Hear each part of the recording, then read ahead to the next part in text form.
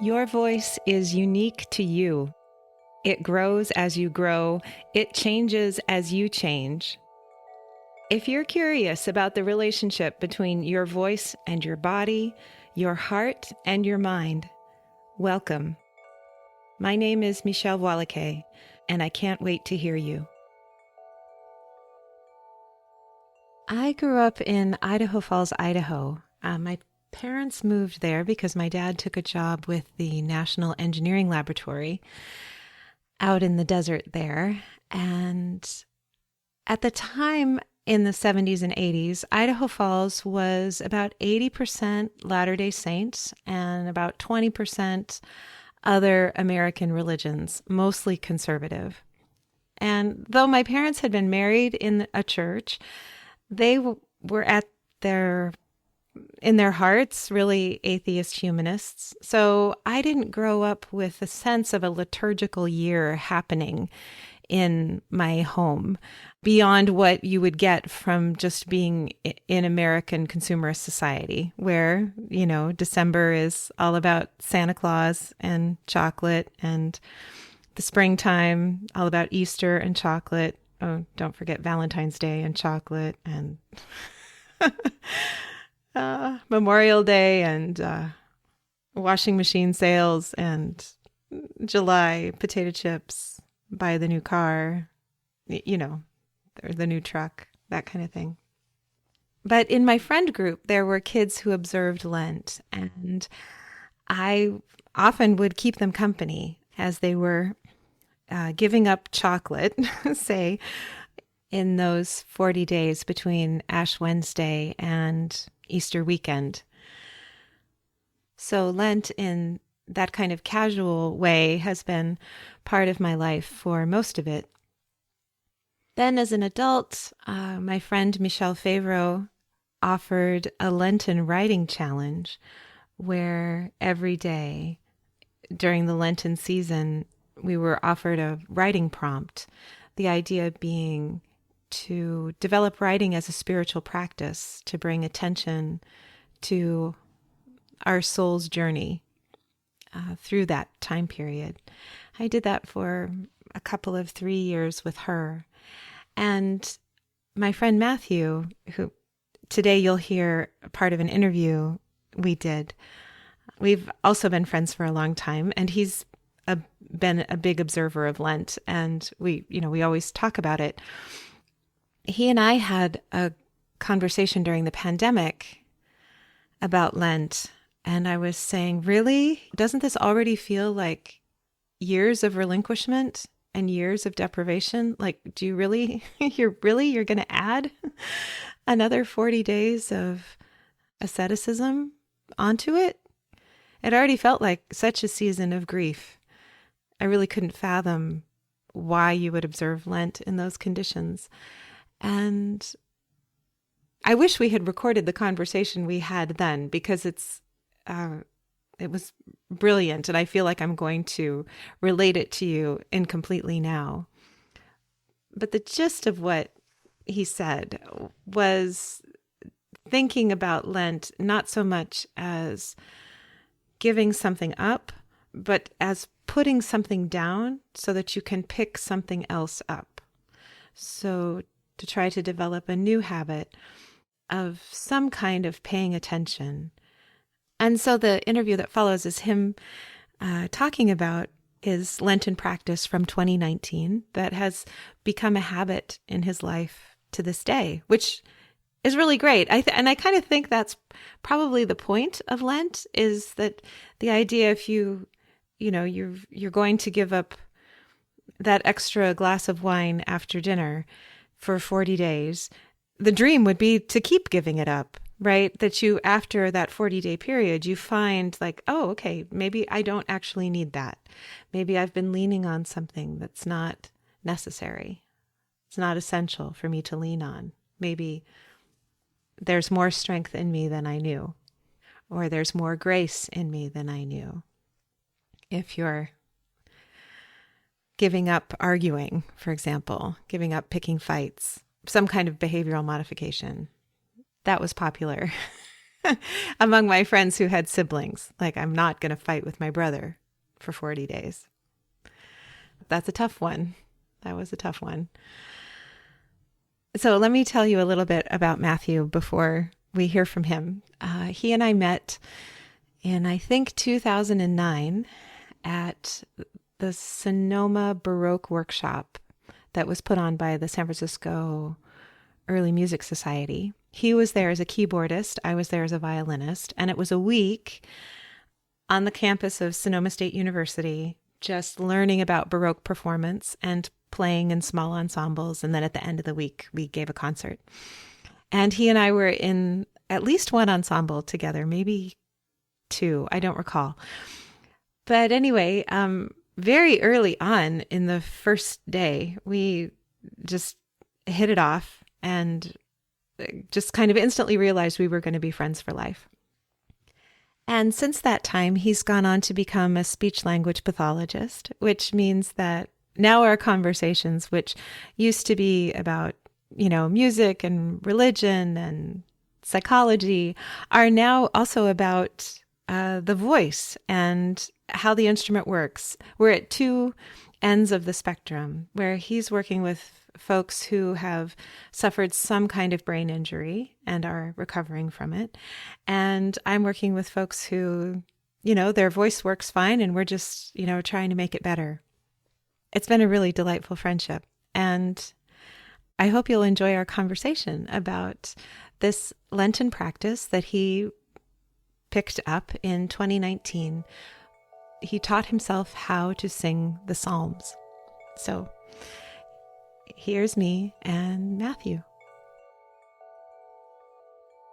Okay, so I also wanted to talk to you about, or have you talk about your Lenten practice of psalm singing that you landed on. Right. So when we met, you were playing the harpsichord, right? Yes. You didn't particularly identify yourself as a singer, although you did sing. But like, if somebody asked you, what kind of musician are you? You would have said a keyboardist, right? Yeah, I would still say that now. Yeah. I enjoy singing. I've done so much more accompanying than singing and definitely feel more confident in that role than in the singing role. But I've had a couple occasions to do some choral singing, and took a couple singing classes in college. And when I was in France, it was like a Bernstein anniversary. And so they were doing a Bernstein concert and they really needed someone to help them with their pronunciation. So I got suckered into the chorus there, which was really fun. Can you remember the funniest mispronunciation? Not off the top of my head. I'd have to go back and think through the Candide songs, what the texts were. Well, you've been a fool and so have I. So come and be my wife. They didn't sing that one They didn't. time. No. Oh. Okay, so, but you decided, a couple of years ago? A couple of Lents ago? Yeah, Lent 2019. Okay. Pandemic brain, pandemic time. Yeah, Lent 2019. I was having a hard time at work. I was still working at the Children's Hospital and had several very traumatic cases in a row that involved abuse of very young infants. And I was just taking so much of it home with me. I just felt like so eaten up by what an awful situation it was for these little ones. And anyway, I was looking for some solace, and Lent was upon me, and I hadn't prayed in a long time. I felt like I could do with some praying. But because I hadn't prayed in a long time, like the idea of just sitting down and praying felt unachievable or just too unstructured. So I looked for some advice and came across the Daily Office and the Book of Common Prayer, which was incredibly overwhelming because it has all these different parts to it. I was like, I can't do that. But I liked the idea of having some guidance and a rhythm for prayer and a structure that I didn't have to think up myself. That part felt good. So I decided, well, the part of this that I can commit to for this Lent is reading the Psalms, because the daily office has a pattern of daily psalm reading in it. And I was like, I can do that part. So that's what I committed to in Lent 2019. And even though I'd grown up going to church and had worked as a church musician for a time, I was really surprised to find out how many psalms were completely unfamiliar to me. I thought I would know most of them, and I knew only a small fraction of them. And particularly psalms that didn't feel, I guess, as polite, you know, ones that were angry at God or angry at being betrayed or angry at injustice or angry at corruption, political and otherwise. And so in 2019, that hit a lot of different notes for me. And feeling like that permission to take those feelings in prayer and the things that I was struggling with from work and the trauma I was seeing there, and to have words to put it to that I didn't have to come up with, that people centuries ago came up with, and to feel connected to that human experience of despair sometimes and wondering why God is so far away at times. There's a psalm, I'm going to forget the number. I think it's 70, but I could be wrong. But it asks, has God forgotten to be gracious? Mm. Has the right hand of God lost its power? And at least in the church I grew up in, I didn't feel like permission to pray words like that. Right. And yet they're in sacred texts, just waiting to be prayed. Whoops. Yeah. Mind your manners, Missy. Yeah. Yeah, no, that's not okay. So that's how it started. And then as I got more interested in learning more about the Psalms and learning that, you know, many of them were sung in a context of worship, I decided to explore singing them. And I found some information online about psalm tones and chant. I'd never chanted before in my life. And it felt a little weird at first, but it was really interesting when you sing something, it forces you to slow down, because you can't sing as fast as you can talk or read. So you slow down and you have to breathe. And breathing turns out is really good for prayer too, not just singing. So you slow down and you breathe, and it also, I think there's this act of like hearing yourself, because it is kind of weird, right? You know, we don't go around chanting all day, and so you hear yourself chant and you hear words being sung from yourself, and that experience of listening to those words is different than reading them. And I noticed different things, and different words would come out that I didn't notice when I had just read it. So that became a really interesting experience to sing psalms, and particularly to sing psalms that didn't feel very like joyful, I guess, right? I guess it seemed kind of normal to sing a song of praise, you know, that kind of felt like, okay, this makes sense. My heart is overflowing with praise, I'm going to sing. But to recognize that like my heart is overflowing with pain and I can also sing about that, I think that was really powerful. Do you have any sense of how many happy to sad psalms you sang in those 40 days? I went through all of the psalms, and there are lots of people smarter than me that categorize them into different types, you know, history psalms and praise psalms and all that kind of thing. But I feel like there's more psalms of lament than there are other types. least that's the impression I get. Mhm. And did it help on the whole? How did you feel at the end of, do you remember? When I first started this habit, it felt very difficult. And I felt like, although I committed to it and I wanted to see it through, it did not feel easy or natural. And so there was a lot of effort, I think, to try to stick with it for the full Lent. And at the end of it, it felt like such a integrated part of my day that I have kept up with it since. Not always singing them, but I've kept it up as a daily practice of engaging with the Psalms. And do you cycle through them? Are you on a liturgical calendar or do you like pick the one you need? I've done it different ways. The Book of Common Prayer has a cycle, so I've used that sometimes just to make that Think less. kind of automatic. Yeah. I have some other resources that have cycles kind of broken up seasonally. So kind of like a different cycle for different parts of the church year. And then I've just sometimes dwelled with certain Psalms more because they were what I needed at that moment. Yay.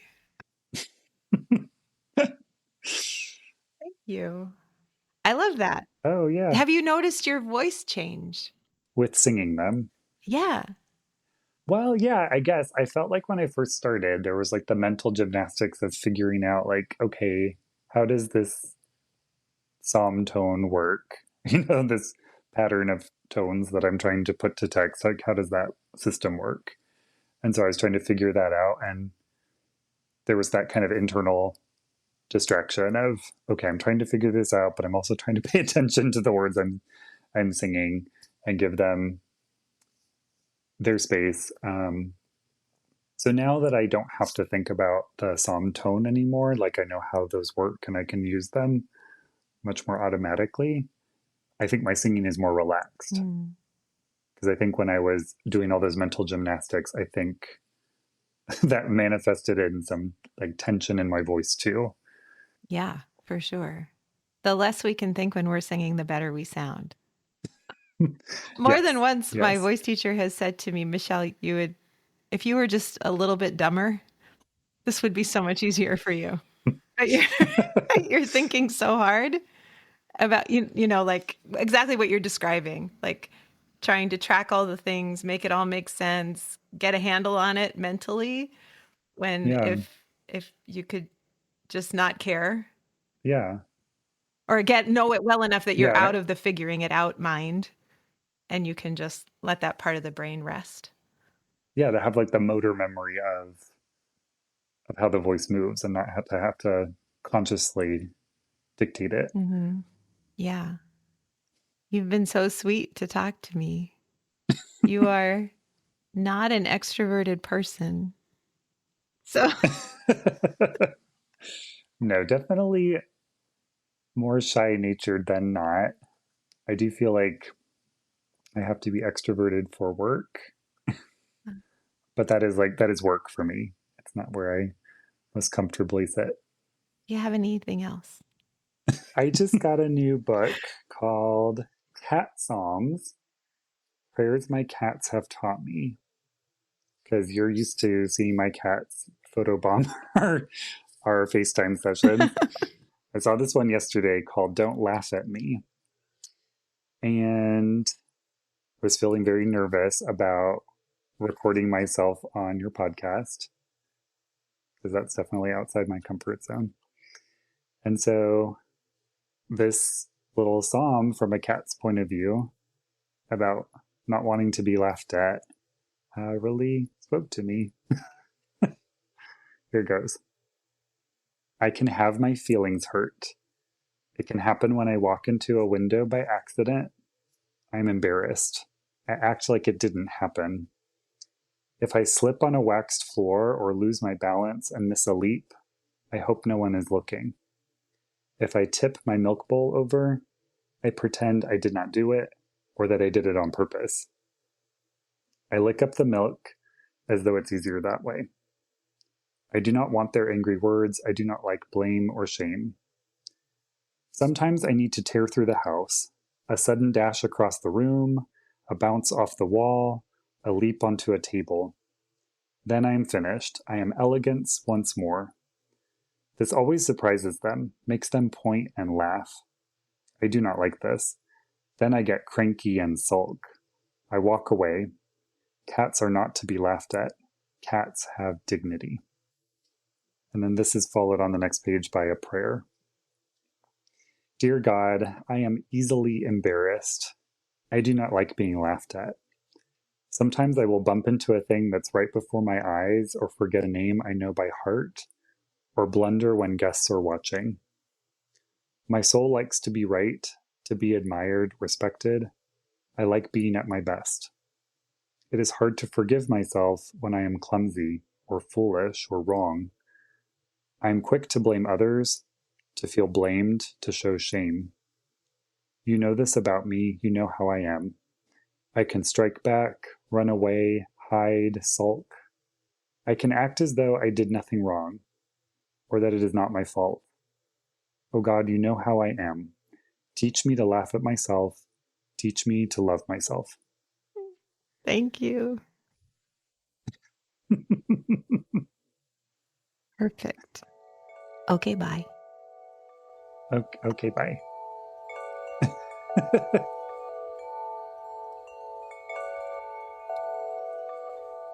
If you enjoyed today's episode, please rate and review on Apple Podcasts or wherever you listen. Every positive review helps new people find the show. Subscribing ensures you'll learn about new episodes as soon as they come out. If you have a question about singing or speaking or being, please send me an email at letters@mvmusique.com. That's letters at M as in Mary, V as in Victor, MUSIK.com. Transcripts and show notes are available on my website. You can subscribe to my newsletter there too. Can't Wait to Hear You is produced in conjunction with Particulate Media. I'm your host, Michèle Voillequé. I can't wait to hear you.